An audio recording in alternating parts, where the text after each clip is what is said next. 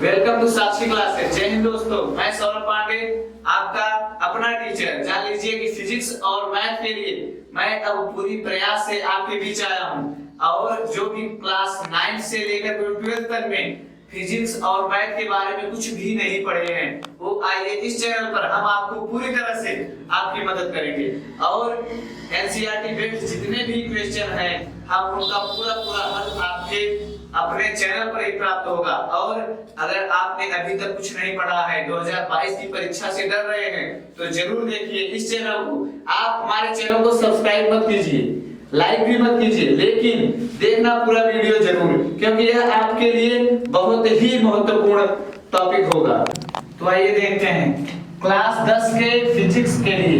Class 10 के science में जो फिजिक्स का चैप्टर है, उसमें हम आपको थोड़ा बहुत प्रकाश का जो चैप्टर उसके बारे में बेसिक चीजें बताएंगे, जो आपको एनसीईआरटी वाली बुक में प्राप्त हो जाएगा।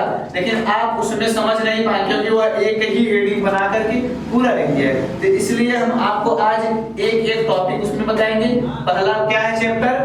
प्रकाश। क्या है? प्रकाश। लाइट कहते हैं इंग्लिश में भैया इसे। अब देखना प्रकाश किसे कहते हैं। पहली बात तो ये हो गई प्रकाश की परिभाषा क्या होती है। प्रकाश की परिभाषा होती है कि प्रकाश एक प्रकार की ऊर्जा है जो हमारे दृष्टि ज्ञान को जागृत करती है। यह प्रकृति की एक अमूल्य देन है। क्या है? कि अमूल्य देन है। यह स्वतः तो कभी आज तक किसी ने नहीं देखा है प्रकाश को, ऐसा माना जाता है। हम लोग भी जनरली शब्दों में अगर कहा जाए भैया तो देखे हैं प्रकाश को, नहीं, प्रकाश की सहायता से हमें वस्तुएं दिखाई देती हैं। प्रकाश की सहायता से वस्तुएं दिखाई देती हैं। तो जब किसी वस्तु पर प्रकाश पड़ता है तभी वस्तु हमें दिखाई देती है। कभी आप लोगों ने अंधेरे में कोई वस्तु देखे हैं बगैर प्रकाश के? संभव नहीं है। केवल अनुभव कर सकते हैं कि वस्तु रखी है, उसे हम देख नहीं सकते। क्यों? कि जब प्रकाश उस पर पड़ करके उसकी किरणें हमारी आंखों तक पहुंचेगी तभी तो वस्तु हमें दिखाई देगी। तो प्रकाश का सबसे महत्वपूर्ण गुण क्या है? कि प्रकाश स्वतः तो दिखाई नहीं देती, लेकिन हमें देखने में क्या करती है? सहायता प्रदान करती है। क्या करती है? सहायता। अब प्रकाश स्रोत की बात आती है कि प्रकाश कहां से मिलती है हमें। प्रकाश के स्रोत क्या क्या हो सकते हैं? तो जो चीजें, जो वस्तुएं प्रकाश स्रोत, प्रकाश विभिन्न प्रकार के स्रोतों द्वारा होता है। जैसे इसमें प्रमुखतः दो ही प्रकाश स्रोत हैं। एक होता है प्राकृतिक प्रकाश स्रोत, प्राकृतिक, और एक होता है कृत्रिम। अब प्राकृतिक को क्या कहते हैं? नेचुरल। नेचुरल बोलते हैं ना भैया। और जो कृत्रिम होता है उसे क्या कहते हैं? आर्टिफिशियल। अब प्राकृतिक में सबसे बड़ा प्रकाश का स्रोत क्या है? सूर्य है। क्या है? सूर्य है। और तारे भी हैं, प्रकाश के स्रोत तारे भी है। और आर्टिफिशियल में, कृत्रिम में क्या क्या हो सकते हैं? जैसे बल्ब हो गया, लालटेन हो गई, मोमबत्ती हो गए, ये सब क्या है? प्रकाश के कृत्रिम स्रोत है। कैसे स्रोत है? कृत्रिम स्रोत। तो यहाँ पर लिखना ही पड़ेगा आपको कि प्रकाश स्रोत क्या होता है भैया? प्रकाश स्रोत। प्रकाश दो प्रकार के प्रकाश स्रोत है ना भैया। एक है प्राकृतिक, क्या है? प्राकृतिक स्रोत। और एक क्या है? कृत्रिम। क्या है? कृत्रिम स्रोत। कृत्रिम स्रोत। अब देखिए कृत्रिम स्रोत और प्राकृतिक स्रोत की बात समझ में आई। अब इसमें आते हैं कि कुछ दीप्त प्रकाश स्रोत। क्या है?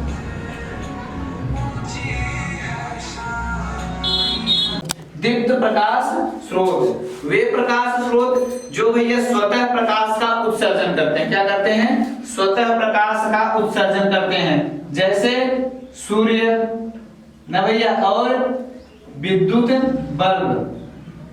विद्युत बल्ब यह क्या है? यह दीप्त प्रकाश स्रोत है। इनका स्वयं का प्रकाश का उत्सर्जन होने की एक प्रक्रिया होती है। इसी तरह एक और होता है क्या? अदीप्त। क्या होते हैं? अदीप्त प्रकाश स्रोत। क्या होते हैं? अदीप्त प्रकाश। यह क्या होता है? यह किसी दूसरे का प्रकाश चुराता है, ऐसा अपने शब्दों में समझो। यह किसी दूसरे का प्रकाश चुरा करके हम आपको देता है। अब जैसे इसकी परिभाषा क्या हो जाएगी? हो जाएगी कि वे वस्तुएं जो स्वयं का प्रकाश का उत्सर्जन नहीं करती, दूसरे की प्रकाश वस्तुओं के दूसरे प्रकाश के उत्सर्जन का अदीप्त प्रकाश स्रोत। अदीप्त प्रकाश स्रोत क्या होते हैं? वे प्रकाश स्रोत जो स्वयं अपने ऊपर आश्रित नहीं होते, दूसरे प्रकाश स्रोतों पर निर्भर होते हैं, उनसे प्रकाश को ग्रहण करके हम आप तक पहुंचाते हैं। जैसे सबसे बड़ा इसका मुख्य स्रोत क्या है? चंद्रमा। हम आपको लगता है कि चंद्रमा क्या करता है? ये प्रकाश का सबसे बड़ा स्रोत होता है, लेकिन यह क्या करता है कि सूर्य की प्रकाश को अपने में एब्जॉर्ब करके या रिफ्लेक्ट करके हम आप तक पहुंचाता है। तो अदीप्त प्रकाश स्रोत है चंद्रमा के पास। चंद्रमा का कोई स्वयं का प्रकाश केंद्र नहीं है। प्रकाश केंद्र सबसे बड़ा किसके पास है? सूर्य के पास है ना। अब इसमें कौन से आर्टिफिशियल हैं और कौन से भैया नेचुरल हैं? तो सूर्य दीप्त स्रोत का सबसे बड़ा है। इसके बाद अदीप्त प्रकाश के लिए कौन सा है? चंद्रमा है प्राकृतिक में, और विद्युत बल्ब हो गया।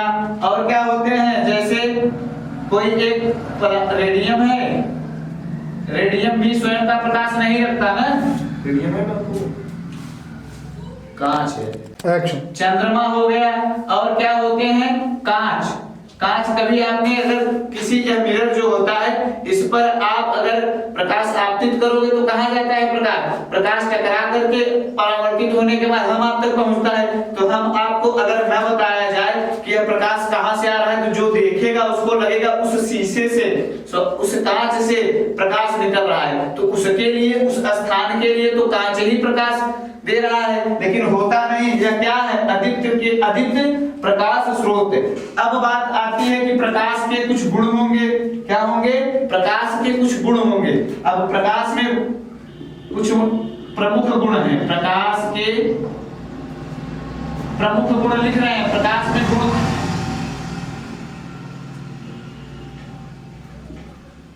प्रकाश के गुण क्या?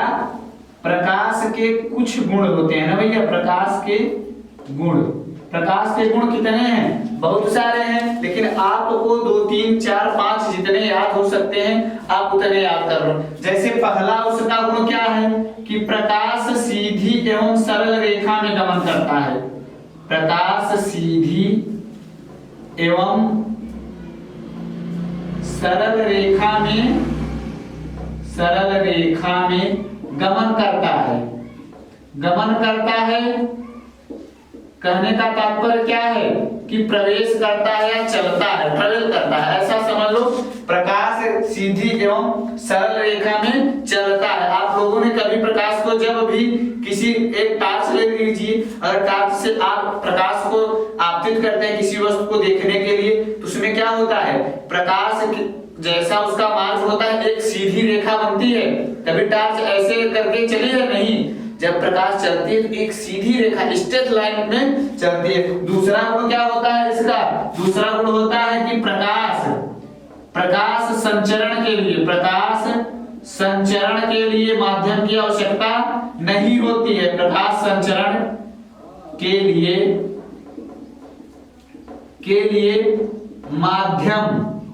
माध्यम की आवश्यकता नहीं होती है। आवश्यकता नहीं होती है ना भैया, माध्यम की आवश्यकता नहीं होती है। अब देखो, जब और प्रकाश का एक गुण समझ लो कि प्रकाश जब किसी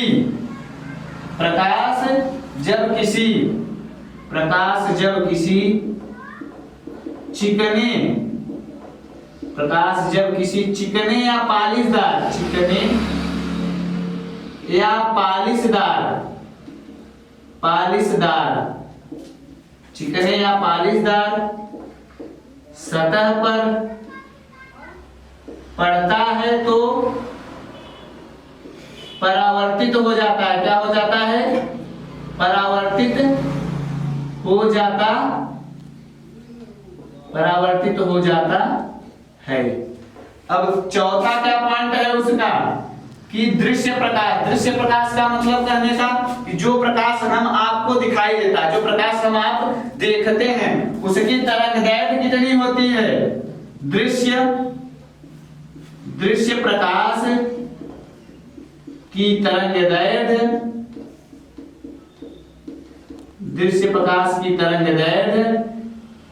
3800 एंगस्ट्रॉम से लेकर के कितने तक होती है भैया? 8000 एंगस्ट्रॉम तक होती है। कितना? 8000 एंगस्ट्रॉम तक होती है भैया। अब देखो, और प्रकाश विद्युत चुंबकीय तरंगों के रूप में भी चलता है। अब सारा तो नहीं, एक पांचवा और पॉइंट नोट कर लो कि प्रकाश विद्युत चुंबकीय तरंगों के रूप में चलता है। प्रकाश कैसे चलता है भैया? विद्युत चुंबकीय तरंगों के रूप में प्रकाश चलता है। हाँ, एक पॉइंट इसका और है, बहुत महत्वपूर्ण आपको यह पॉइंट है, क्योंकि आपने बहुत सारे सवाल लगाए होंगे तो इसका जरूर पड़ता है कि प्रकाश की चाल कितनी होती है हर माध्यम में चलने के लिए। तो ये जान लीजिए, सभी माध्यमों में प्रकाश की चाल भिन्न होती है। सभी माध्यमों के लिए प्रकाश की चाल एक समान नहीं है, लेकिन प्रकाश की चाल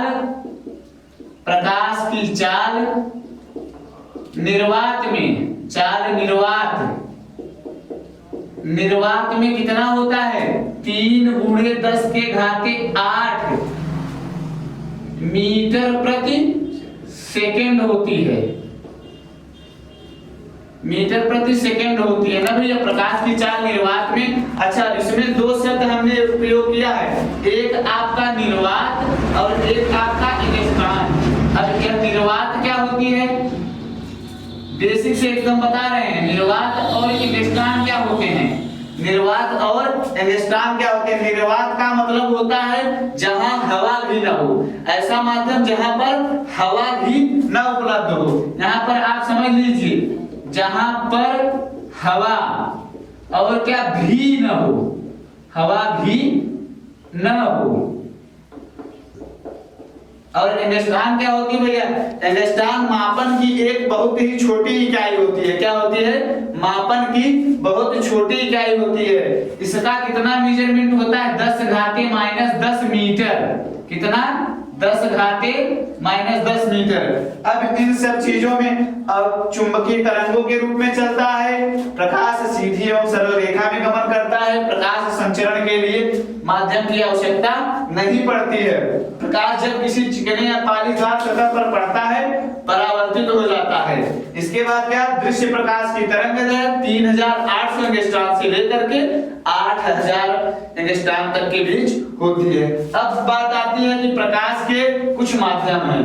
तो देखिए, अगर आपको इसमें थोड़ा बहुत समझ में आया हो तो आप इसका एक स्क्रीनशॉट ले सकते हैं, तब हम आगे बढ़ते हैं। भैया हम आपके लिए अभी तक हम आपने क्या सीखा? प्रकाश और क्या? प्रकाश के स्रोत कौन कौन से होते हैं और प्रकाश के गुण कौन कौन से होते हैं। अभी तक अगर इनमें से किसी को कोई समस्या हो, परेशानी हो, दिक्कत हो तो आप हमें कमेंट बॉक्स में कमेंट कर दीजिए, हम उसका पूरी तरह से प्रयत्न करेंगे उसको हल करने का। अब हम आगे इसके क्या सीखेंगे? प्रकाशिक माध्यम। क्या सीखेंगे? प्रकाशिक माध्यम। प्रकाशिक माध्यम। अब यह प्रकाशिक माध्यम क्या होता है? जिन माध्यमों से क्या? जिन माध्यमों से प्रकाश गुजरता है उनको कहते हैं प्रकाशिक माध्यम। क्या कहते हैं? अपने दिमाग में यह फिट कर लीजिए। ऐसा समझो कि प्रकाश जिस माध्यम से, प्रकाश जिस भी माध्यम से गुजरेगा वह उसका माध्यम कहलाएगा। तो एक बात लिख देते हैं हम यहाँ पर, प्रकाश, यहाँ पर लिखते हैं हम प्रकाश जिन माध्यमों से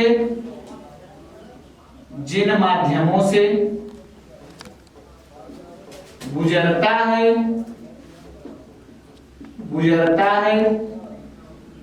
प्रकाशिक माध्यम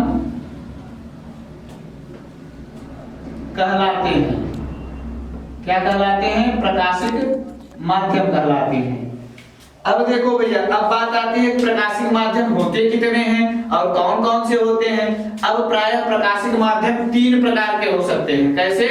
3 प्रकार के प्रकाशिक माध्यम होते हैं। अब जैसे उसमें पहला आता है पारदर्शी। पारदर्शी माध्यम। कौन सा? पारदर्शी माध्यम आता है। इस माध्यम में क्या होता है, जब प्रकाश किसी एक माध्यम से दूसरे माध्यम में आसानी पूर्वक प्रवेश कर जाए तो इन माध्यमों को कहते हैं पारदर्शी। अपने शब्दों में समझो कि आर पार देखने के लिए कैसा माध्यम होता है, पारदर्शी माध्यम। तो प्रकाश भी आसानी से जो उस पार चला जाएगा तो वहां पर होगा पारदर्शी माध्यम। कैसा माध्यम होगा, पारदर्शी माध्यम। अब इन माध्यमों में क्या क्या आते हैं, जैसे कांच हो गया, और क्या भैया, स्वच्छ जल, क्या स्वच्छ जल हो गया, और कैसा माध्यम, एक आप लिख लीजिएगा हवा। कैसा माध्यम, हवा। हवा भी में प्रकाश आसानी से उस पार चला जाता है ना, तो एक भी यह माध्यम। तो पारदर्शी माध्यम में कांच आता है, स्वच्छ जल और हवा आते हैं। अब बात आती है कि दूसरा माध्यम क्या है, दूसरा माध्यम है भैया अपारदर्शी। अपारदर्शी माध्यम। अब यह माध्यम क्या होता है, अपारदर्शी माध्यम, कि जिस माध्यम से प्रकाश आसानी से आर पार न जा सके, या समझ लो कि जा ही न सके, तो उनको क्या कहेंगे, उनको कहेंगे अपारदर्शी माध्यम। आपने ठीक सुना, क्या अपारदर्शी माध्यम, ऐसा माध्यम जिनसे प्रकाश का आवागमन बाधित हो, पूरी तरह से उस पार जा ही न सके, उन माध्यमों को कहेंगे हम अपारदर्शी माध्यम। जैसे क्या होगा इसमें होगा लकड़ी हो जाएगा भैया, और दीवार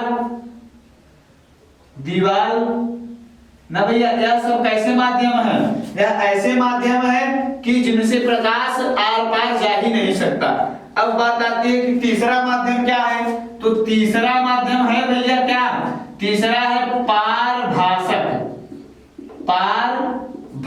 माध्यम। पारभासक माध्यम में क्या होता है कि ऐसा माध्यम जिनसे प्रकाश दूसरी तरफ आंशिक भाग उसका, ऐसा माध्यम जिनसे प्रकाश का आंशिक भाग ही उस पार जा सके, उन माध्यमों को कहते हैं पारभासक माध्यम। क्या कहते हैं, पारभासक माध्यम। अब पारभासक माध्यम में क्या क्या होते हैं, बोलो भैया। पारभासक माध्यम में होते हैं तेल लगा हुआ कागज। क्या कहते हैं, तेल लगा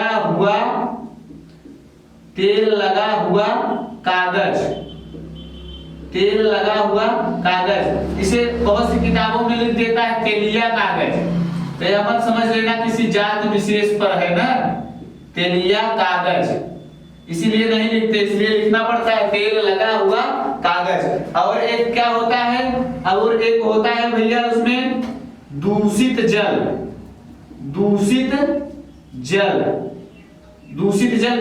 मतलब गंदा पानी में प्रकाश अगर आप आपतित करेंगे तो क्या पूरी तरह से वह जाएगा, नहीं जाएगा। क्या करेगा, प्रकाश धीरे से हल्का भाग उसका जाएगा, बाकी पूरा नहीं जाएगा। और एक क्या होता है, एक प्रमुख सबसे इसमें ज्यादातर पूछता भी है कि घिसा हुआ कांच। क्या, घिसा हुआ कांच। अगर कोई एक कांच का टुकड़ा है उसको पॉलिश कर दो, रफ कर दो, थोड़ा सा रगड़ दो, इसके बाद जब उस पर प्रकाश आप आपतित करोगे तो नहीं जाएगा, धुंधला दिखता है। कभी आपने जो साइड मिरर होते हैं, बाइक के हेलमेट जो होते हैं, उनका कांच जब घिस जाता है तो देखो प्रकाश जब आता है तो प्रेरित होकर फैल जाता है, तो इससे प्रकाश पूरी तरह से प्रवेश नहीं कर पाता। तो ऐसे माध्यमों को कहते हैं पारभासक माध्यम कहते हैं। तो अभी तक आप लोगों ने क्या सीखा, प्रकाश स्रोत, प्रकाश के गुण, और क्या, प्रकाश के माध्यम। अब बात आती है किनकी, अब बात आएगी आगे, नया टॉपिक क्या है, प्रकाश किरण। जब प्रकाश, क्या कहते हैं प्रकाश किरण को, जब प्रकाश किसी समांगी और माध्यम में सरल रेखा में गमन करता है, क्या करता है, गमन करता है, तो प्रकाश के पथ को क्या कहते हैं, प्रकाश किरण कहते हैं। क्या कहते हैं, प्रकाश किरण कहते हैं, प्रकाश पुंज कहते हैं, बीम ऑफ लाइट कहते हैं। अपने शब्दों में आप याद कर लो, क्या, जब प्रकाश किसी समांगी माध्यम में सरल रेखा में गमन करता है तो उसका जो पथ होता है वह क्या कहलाता है? प्रकाश किरण कहलाता है। सबसे सटीक शब्दों में ऐसा समझ लो कि जब प्रकाश किसी समांगी माध्यम में गमन करता है तो उसका जो पथ होता है, जो दिखाई देता है, वही प्रकाश किरण कहलाता है। सबसे साफ बात। अब यह तीन तरह के होते हैं, कितने? तीन प्रकार के होते हैं। अब पहला क्या होता है? पहला होता है अभिसारी। क्या होता है? अभिसारी। अभिसारी प्रकाश किरण पुंज कहते हैं ना भैया, अभिसारी प्रकाश पुंज। पुंज कहो या किरण कहो, कोई दिक्कत नहीं है, बीम भी कर सकते हो।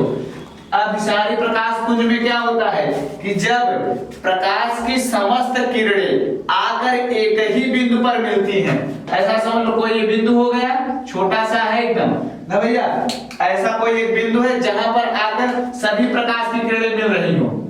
देखो यहाँ पर चित्र बहुत ध्यान से देखना, सभी प्रकाश की किरणें आकर मिल रही हैं, इसी बिंदु पर मिल रही हैं, तो इस पुंज को क्या कहेंगे? अभिसारी प्रकाश पुंज कहेंगे। और दूसरा क्या होता है? दूसरा होता है अपसारी। क्या होता है? अपसारी प्रकाश पुंज। अपसारी प्रकाश पुंज क्या होता है? अपसारी प्रकाश पुंज क्या होता है भैया?